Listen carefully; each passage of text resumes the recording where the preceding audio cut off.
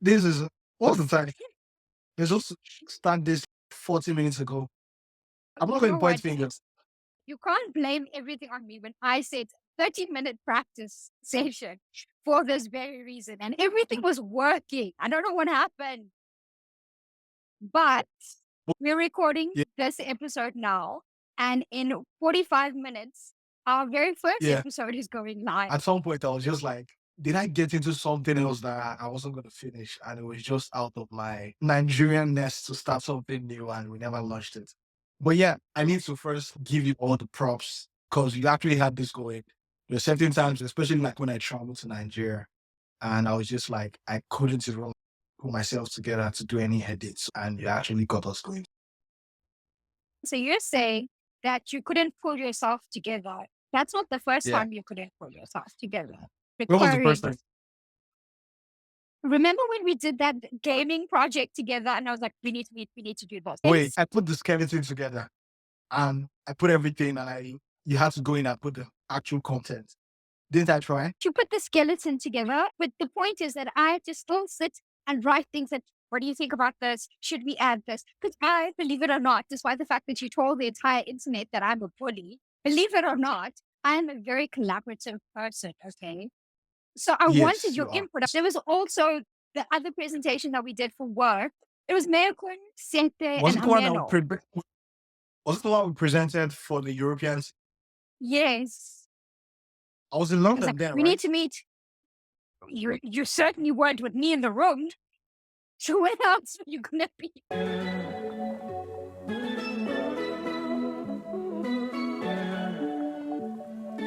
Let's just leave the past and focus on why we're here. Could this be whole episode 2? We had the pilot episode going live in 45 minutes, but yeah, we're back here and I'm so excited to doing this. When we posted the trailer, the TikTok of me also putting my phone on the floor. You know how many times I had to do that first off? Since we're talking about culture shocks and moving away from home and stuff like that, did you feel safe when you put your phone on the floor? So honestly, I've been seeing videos and people have been telling me how phones get snatched on the road by people on bikes and in London, not where I stay. I made the first video where I live and it wasn't that terrible. It was good. I felt quite safe. But the actual one that we used, I made it in London on my way from the station to work.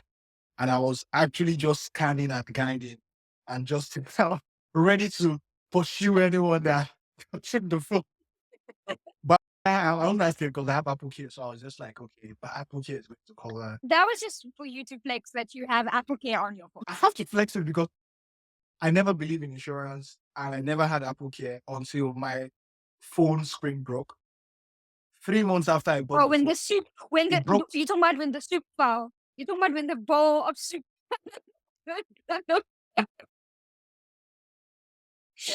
Let me let the audience into this.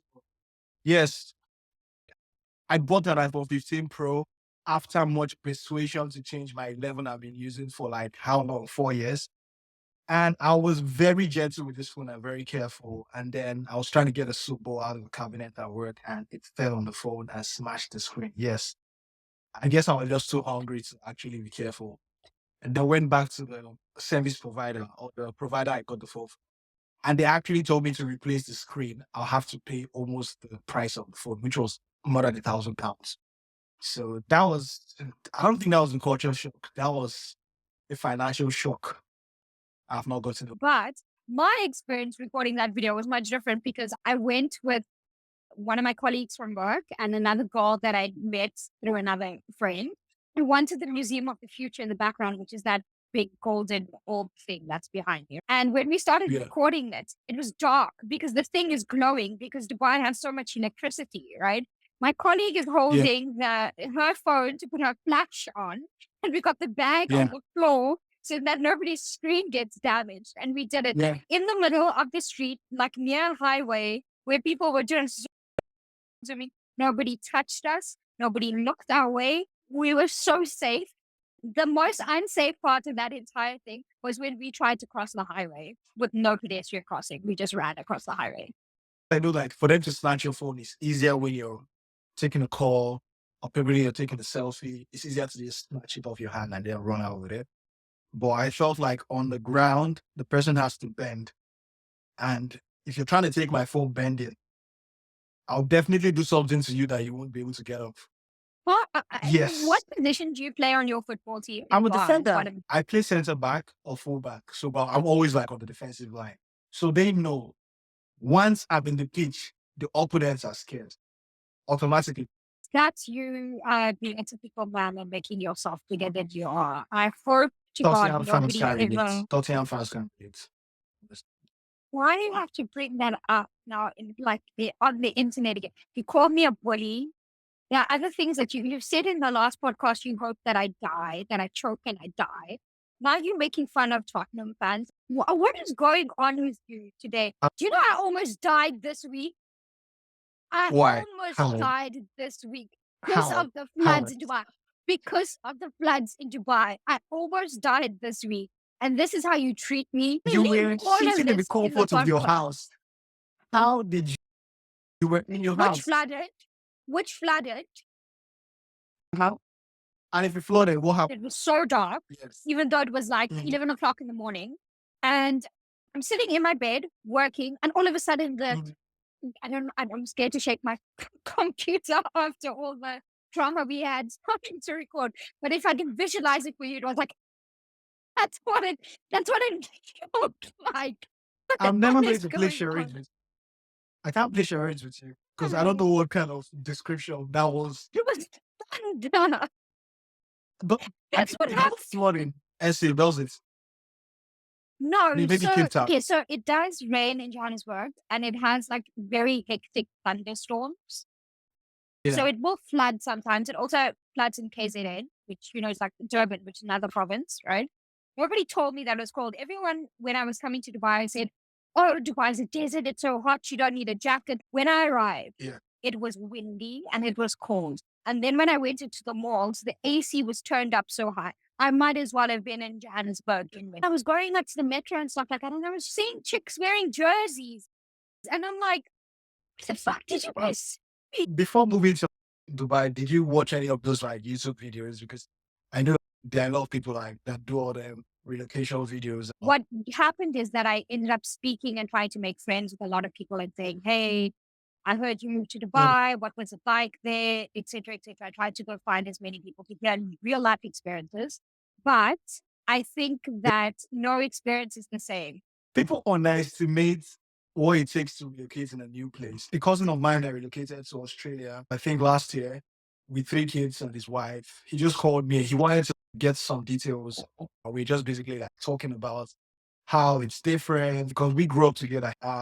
It was basically we just talking about the differences between living in Nigeria and in Australia and the UK, and how hard it can be like whenever you're trying to like when you relocate there, you're trying to settle. Regardless of if you have the means or if you don't have the means or whatever your situation is, there's always going to be that thing about changing. Aside from climate, there are certain processes, regardless of who you are or how much money you have or whatever means you have or whatever visa you are on. So a lot of people underestimate that. And I think people need to talk more and just like communicate how hard it is also with whoever they have around or friends that they have around. Because sometimes they can take it mental as well. I want to Oh, it's not ask from you, Thanos. did you say Thanos? I said Like Thanos. Thanos? 5 rings. You're so silly. No, House of Yanos, like on a piano. It was really good. They had major league DJs, they had Oxlade, and they had Rimmer. And Yeah. you get there, and then you speak to a few people. Like I remember there were even some girls in the bathroom and stuff like that. And also just in other places, just talking to people. I say, "Hey, where are you from?" And then they would be like, "From Germany," but I'm German, but I'm actually also Ethiopian. And it was a few of these things. Like I'm from wherever, but I'm actually this. I live in Germany, but I'm from Uganda. I'm from the UK, but Yeah. I'm Nigerian, right? And so for me, it felt like a schizophrenic identity to have. Have you met second generation Yeah. Nigerians? Do they say, "Hi, I'm British," or "I'm from England," or "I'm English, but I'm also Nigerian"? Like, how do they explain their identity? I think it's a bit of both. There are people that will just plain out tell you what, I'm Nigerian, especially like first generation. Second generation maybe could be confusing. Where you get like that mix is when you're speaking with people who are either mixed or they don't really look African. And they're just trying to let you know that, oh, maybe you look at me and you feel like I'm white. That means that is because I'm German, but I still have roots in Ghana. So I'm like, oh, I'm German, but I'm Ghanaian. Don't just because sometimes you be like, oh, I'm German, and you be like, oh, so you like Afrobeats? Why do you yell and stuff like that? So they're just trying to probably they've heard it so many times where they be like, there are Exactly. certain places and they start with their first nationality. Maybe their dad's like Portuguese or something. I say I'm Portuguese. However, my mom is Kenyan and I'm like mixed because I think like recently being African has just been cool. So I don't know if it's just to align with that cool thing, whether it's like a trend if you're African or whether it's truly an identity that you're proud of. If I'm in South Africa, it's very easy for me to say I'm South African because South Africa is such a multiracial place that nobody would question that I'm South African. But when So, I'm here, obviously, if mhm, I shut up and you just look at yeah. me, they'll say, "Oh, where in India are you from?" And then I open my mouth and then I'm like, "No, I'm actually from South Africa." And then they hear my white accent because apparently I have a white accent that doesn't even sound South African. Then they're like, "But you don't sound South African." So then I'm like, okay, what is this South African supposed to sound like? And then if you don't meet me at all, you just read a text, then they just think I'm Latin. So like, which one is it? Does it Does help it sometimes?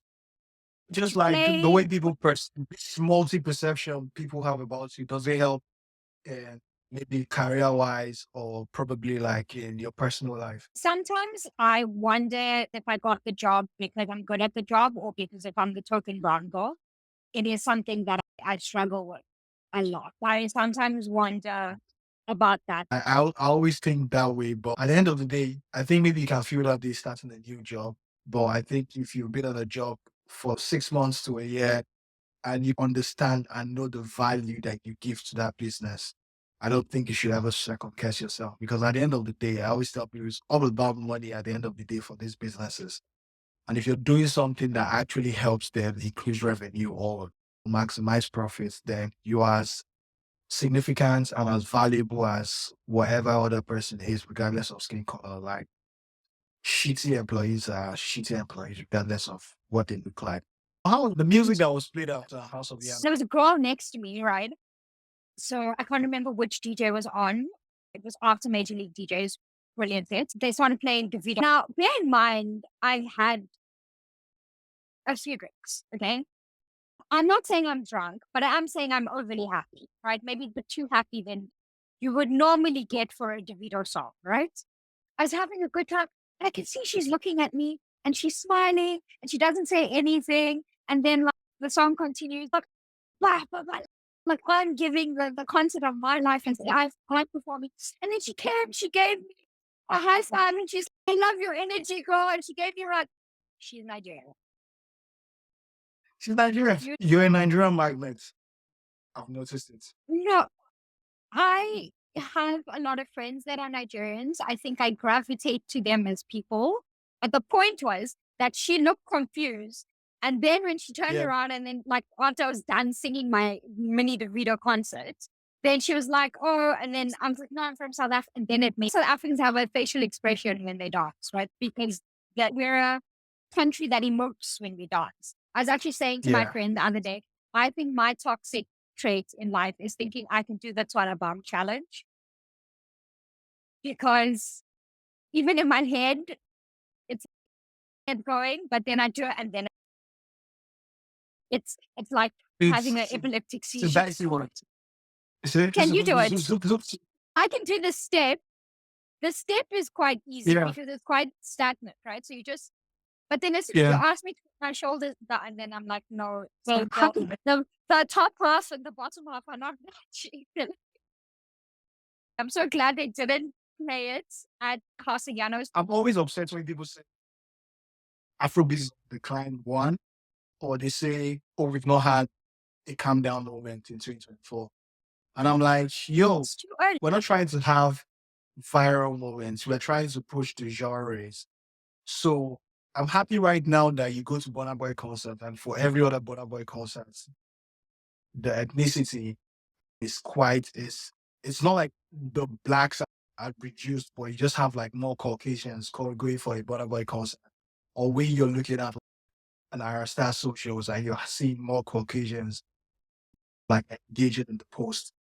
I think it's bringing lots more people from other genres connecting to the artist. And we necessarily don't need to have all that countdown moment. We just need to make sure that the business of our artist and the music itself is now being, it's actually servicing other races. It might not be because how many, even in the grand scheme of things, like how many of these even established artists have global smashes every other year, Yeah. especially with what TikTok is doing. It's like we have lots of one, I won't call them one hit wonders, but actually they have like very big songs. They have an engaged fan base, and then they can have one song that is a billion streams, and then the other records will just be doing 50 million, but it's consistent. And I feel like that is where I want us reach as a genre. But I don't know whether from the sound, what you felt like the music has been this year, especially like from an piano. Okay, obviously Bam's doing really well, right? And that's Yeah, been like the first, I want to say, of probably many moments that are going to happen.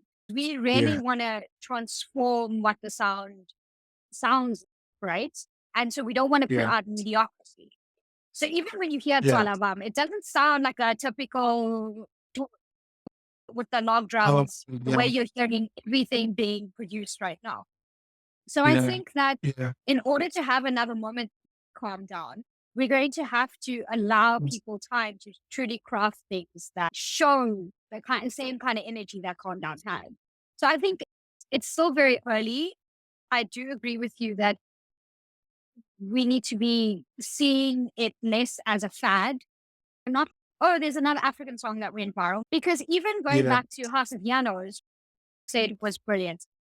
So even like when he was like singing in falsetto, and I'm looking at the girls around me, and I was like, "Are you gonna pass out here? Because I don't actually know how to do CPR. So can you just relax, please?" Because like he was really singing. He's a very good like vocal performer. He's not just there for the hype. yeah. And a Did lot you of link Arab up with him? people, not because you know what happened. Then flood. So they were supposed to come to the office, and then they couldn't. And in fact, I think I must actually message them today. I think they're still stranded. What I was trying to say is that he was performing. It was really, really good. For people that know Oxlade, we know the words. We sing a lot. You can see that there are like gaps where you think the crowd is going to sing back to you, but they can't because they don't know the lyrics, right? And you would expect that if he was performing in Nigeria or somewhere with a lot more like African diaspora, they would sing the lyrics back. But there were Yeah, these moments of like silence. But he's such a beautiful performer that he just fills them. But he doesn't allow it to become awkward. Whereas you watch other acts, they yeah, think the crowd is going to sing back and then they don't. And then it's like weird. The fact that it's yeah, getting into that point where you're getting all these different races and people enjoying it is, I think, yeah, a good thing. So for me, Twalavam is doing really well. I think that one will continue to do very well. It'll be interesting to see now that they've hit a threshold, what more are they going to do? mm, The one thing I wanted to ask you is that do you feel since you over listen to African music now, or do you now also still listen to like maybe because I know you're a Swiftie, you'll never admit it publicly. Actually, you will because I remember you sharing Taylor Swift stuff, and you love Ariana Grande. How do you find? Do you actually? Do not lie, huh? Do not lie. I'll pull up screenshots so far. I know you love Taylor Swift and you like Ariana me, Grande, right? Yes, you. I think the so. major validation. How do you find that balance now? Because I feel like for me, since I've always worked in African music, I listen to it a lot. But sometimes in South Yes. Africa, I would dial down the Amapiano because I felt like my palate could only hear piano and I needed to learn other Yeah, things. But now when in Dubai, I only want to listen to African music because I feel like I miss yeah. home too much.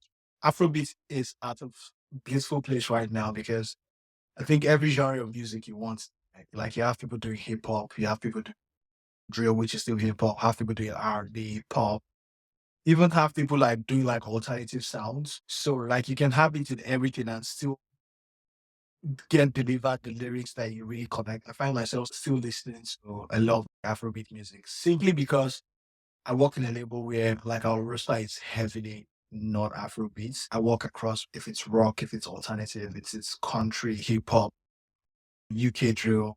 So sometimes when I'm done with work, I really want to just listen to something that I've not actually contact with that. Afrobeats is just perfect. Plus, to be honest, like what white boys are singing about, I can't really relate to it. If it's about love and it's about some things, yes, but like the topics are very limited to what they can sing about. But when an Afrobeat artist is singing, you can feel the hunger, you can feel frustration, you can feel like there's so much going into it that once you get in touch with a good song, especially if it's from an upcoming artist, you just really connect. There's still some the Joe record that you told me about. That song is a song that I've played a lot of time because it just really connects to you emotionally, especially like when you left a city that you actually grew up in.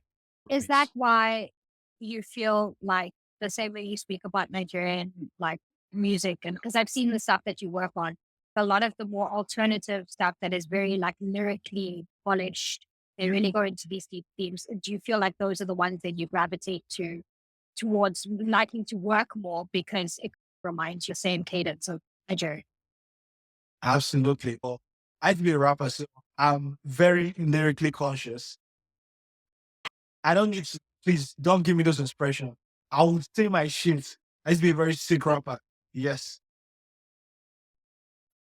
Like, I feel like music is beyond the beats. If I get very good beats, like piano, lyrically wasn't the best, but whoa, that production and the way Casey actually carried the song was good. So there are records that I listen to. Chalabam, I don't understand what they were saying, but the beat, the melody, I'm melodic also. I really like weird stuff. I'm really Can I melodic. give you from the Was it? translation? Give it to My alcohol. So it's my alcohol. I've disappointed my parents. My money's finished. Can you give me money for alcohol? This alcohol is ruining me. It's like, actually, yes, really. I'll go find the word for word translation for you. Please give me money for alcohol.